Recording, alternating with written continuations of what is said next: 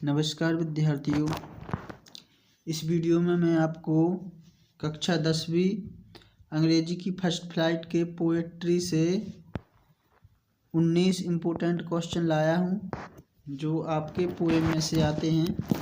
उनमें से ही आपके क्वेश्चन पेपर में आ जाएंगे। तो आप जितने जो 19 क्वेश्चन आपको यहाँ पर दिए गए हैं इनको अच्छे से याद कर लीजिए, रट लीजिए। और जो भी आप क्वेश्चन याद करते हो तो उनकी स्पेलिंग सहित याद कीजिए और हर क्वेश्चन का आंसर 1 से 2 बार लिख के देखिए। जैसे आपने कोई आंसर याद कर लिया है तो आप फिर उसको एक बार बिना देख के लिखिए घर पर रफ रजिस्टर में, ताकि आपको लिखने की अच्छे से प्रैक्टिस हो जाए। क्योंकि इसमें बहुत सारी स्पेलिंग ऐसी होती हैं जो बहुत सारे बच्चे लिख नहीं पाते हैं। तो उसके लिए आप घर पर प्रैक्टिस कीजिए। जो आंसर आपको याद हो जाता है उसको आप अच्छे से लिख लीजिए। आपका इसमें जो पोएट्री होती हैं, जो पोएम होते हैं, उसमें से क्वेश्चन आपके आते हैं कितने?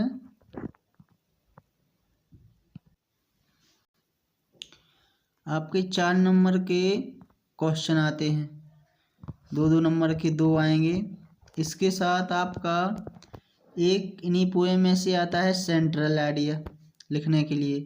तो सेंट्रल आइडिया आपका dust of snow, fire and ice, या द बॉल पोएम हो गया, अमांडा हो गया, टाइगर इन द जू, इनमें से ही आपका आ जाएगा। तो आप इनके जो सेंट्रल आइडिया हैं वो भी अच्छे से याद कर लीजिए।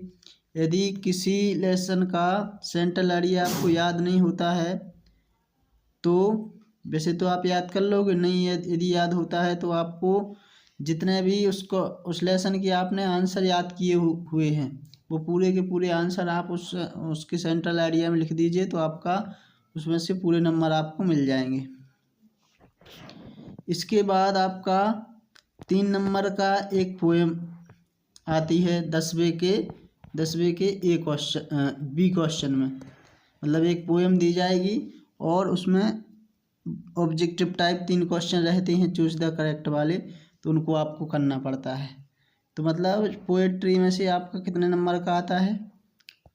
लगभग 10-12 मतलब 10 ही नंबर का आता है, ठीक है। तो आपको जितने भी ये क्वेश्चन दिए गए हैं इससे आप सेंट्रल आइडिया भी बना सकते हो और जो 4 नंबर में आना है वो भी कर सकते हो। तो आपका जो पोएट्री से जितना भी पोर्शन आना है वो पूरा कंप्लीट हो जाएगा। तो आप इनको जो 19 क्वेश्चन हैं इनको बिल्कुल अच्छे से याद कर लीजिए, जो कि आपके स्क्रीन पर दिख रहे हैं।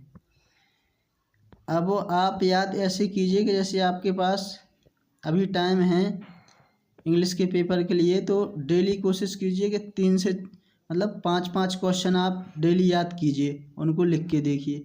तो आपके 19 तारीख तक जो पोएट्री के जो क्वेश्चन हैं वो पूरे हो जाएंगे। 5 आप इससे कीजिए, 5 प्रोज वाले कीजिए, ठीक है। 1-1, 2-2 आप अनसीन पैसेज डेली सॉल्व कीजिए। यदि आपके पास परीक्षा अध्ययन है तो उसमें से सॉल्व कीजिए, क्योंकि बहुत सारे जो अनसीन पैसेज होते हैं वो सॉल्व किए जो आपने सॉल्व किए हैं वो ही फंस जाते हैं। तो आपको आपके जो नंबर होते हैं वो बहुत अच्छे आ जाते हैं यदि आपका पढ़ा हुआ अनसीन पैसेज आ गया है। तो आपको जितने भी ये क्वेश्चन दिख रहे हैं इनको आप अच्छे से याद कर लीजिए। इसमें सबसे पहले आपका जो क्वेश्चन है what is the dust of snow, what does the poet say has change his mood, how has the poet's mood change. इसमें आपके 3 क्वेश्चन बने हुए हैं, ठीक है ना। तो तीनों के आप आंसर एक साथ भी आ सकता है और अलग अलग, वैसे अलग अलग इन तीनों में से कोई एक आ सकता है। What is a hemlock tree for Frost, what do fire and ice stand for. इसको भी अच्छे से याद करना है। How does the tiger terrified the villager.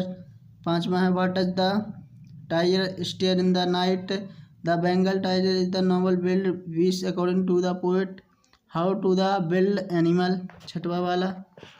इसके बाद 7वां है वेयर डिड द बॉल गो, आठवां है why does the poet say I would not intrude on him. नौमा what does in the world of possession mean. What do you know the story of Rapunzel. Why does she want to Rapunzel. 10वां हो गया। 11वां है is Amanda an orphan. Why does she say so. 12वां what could Amanda do if she were a mermaid. 13वां है आपका how will the departure of the tree affect the house. आपका 14वां वाला है where are the trees in the poem. What do their root their leave and their twins do. 15वां वाला है how does the poet Sandburg think the fog is like. 16वां है how does the fog come.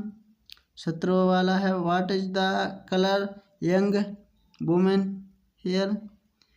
18वां why did Custard cry for a nice shape cage. Why is the dragon called cowardly dragon.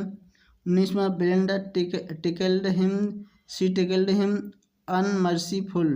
Y. तो इनके आप answer अच्छे से याद कर लीजिए। ठीक है, नेक्स्ट मिलते हैं फिर नेक्स्ट वीडियो में। Thank you.